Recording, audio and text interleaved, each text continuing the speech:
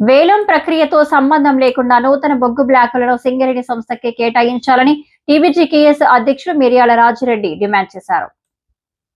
గురువారం ఉదయం Godavarikhani press club లో ఏర్పాటు చేసిన మీడియా సమావేశంలో రాజిరెడ్డి మాట్లాడుతూ జనవరి 8న మణుగూరు బ్లాక్ వేలానికి సన్నాహాలు జరుగుతున్నట్లు తెలిపారు.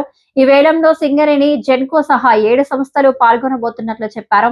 సింగరేణి సంస్థకు కాకుండా మిగతా సంస్థలకు బొగ్గు బ్లాక్ దక్కితే సింగరేణి మనుగడ ప్రశ్నార్థకంగా మారుతుందని ఆందోళన వ్యక్తం చేశారు.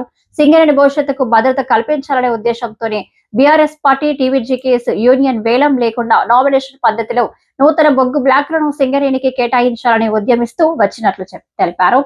నాడు తమ డిమాండ్ను సమర్థించిన ఏఐటీయూసీ, ఐఎన్టీయూసీ నేడు వైఖరిని మార్చుకొని కాంగ్రెస్ ప్రభుత్వ కుట్రలకు అనుకూలంగా వ్యవహరిస్తుండడం దురదృష్టకరమని పేర్కొన్నారు. సింగరేణి మనుగడను దృష్టిలో ఉంచుకొని వేలం ప్రక్రియకు వ్యతిరేకంగా ఉద్యమించాల్సిన అవసరం ఉందని సూచించారు. ఇందుకోసం త్వరలోనే కార్యాచరణను ప్రకటిస్తామని చెప్పుకొచ్చారు. ఎక్స్టెన్షన్ బ్లాక్ వేలాన్ని అడ్డుకుందాం, సింగరేణిని రక్షించుకుందాం.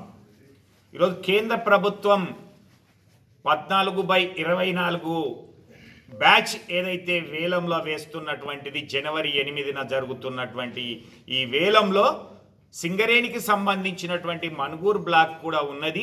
దీంట్లో వేలం వేయడానికి 7 సంస్థలు పాల్గొంటా ఉన్నాయి.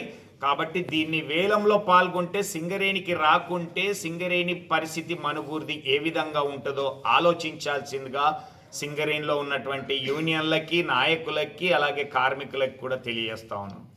తెలంగాణ బొగ్గని కార్మిక సంఘం బీఆర్ఎస్ పార్టీ మొదటి నుంచి కూడా చెప్తా ఉన్నది, వేలం లేకుంటేనే సింగరేణికి సంబంధించినటువంటి అన్ని బ్లాక్లను కూడా సింగరేణికే కేటాయించాలి. ఎందుకంటే మాకు అన్ని రకాల టెక్నాలజీ కానీ, మ్యాన్ పవర్ కానీ, స్కిల్ కానీ ఉన్నది కాబట్టి మాకే ఇవ్వమని చెప్తాం. మీరు చెప్పినటువంటి సమయంలో బొగ్గు ఉత్పత్తి చేసి అందిస్తాము అనేటువంటిది కూడా తెలియజేసినప్పటికి కూడా కేంద్ర ప్రభుత్వం పెడజెవిన పెట్టడం అయితేంది.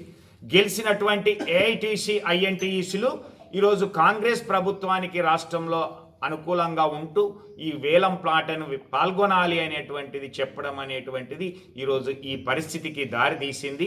అందుకే సింగరేణి కార్మికులారా ఆలోచించండి. ఈరోజు మనం మరొకసారి పోరాటం చేయాల్సినటువంటి అవసరం ఉన్నది. ఆ రోజు కోయగూడెం, సత్తుపల్లి బ్లాకులు వేలంలో పాల్గొని పొందినప్పటికి కూడా కేసీఆర్ గారి హయాంలో ఒక్క బొగ్గు పెళ్లను కూడా మట్టెడు తట్టిని కూడా తవ్వకుండా అడ్డుకొని పర్మిషన్స్ ఇవ్వకుండా ఉన్నటువంటిది చూసాం. కానీ ఈరోజు ఉన్నటువంటి కాంగ్రెస్ ప్రభుత్వం అనుకూలంగానే వ్యవహరిస్తున్నటువంటి విధానం చూస్తున్నాం. వేలంలో పాల్గొనడం అంటే ఎవరికైనా కానీ అనుకూలంగా వ్యవహరించేటువంటి విధానం సరైంది కాదు. అందుకే కేంద్ర రాష్ట్ర ప్రభుత్వాల వైఖరిని ఖండిస్తూనే ఈ సింగరేణిలో ఉన్నటువంటి కలిసొచ్చే అన్ని సంఘాలను కలుపుకొని బీఆర్ఎస్ పార్టీ నాయకత్వంలో తెలంగాణ బొగ్గని కార్మిక సంఘం ఒక ప్రత్యక్ష పోరాట కార్యక్రమాన్ని తెలియజేస్తే దాన్ని విజయవంతం చేస్తూ ఈ యొక్క బొగ్గు బ్లాక్ల యాక్షన్ లేకుండానే మనకు సొంతంగానే బ్లాక్ల అలాట్ చేసుకునేటువంటి విధంగా ముందుకెళ్లాలని తెలంగాణ బొగ్గని కార్మిక సంఘం భావిస్తా ఉన్నది. దానికి అందరూ సహకరించాలని కోరుతా ఉన్నాం.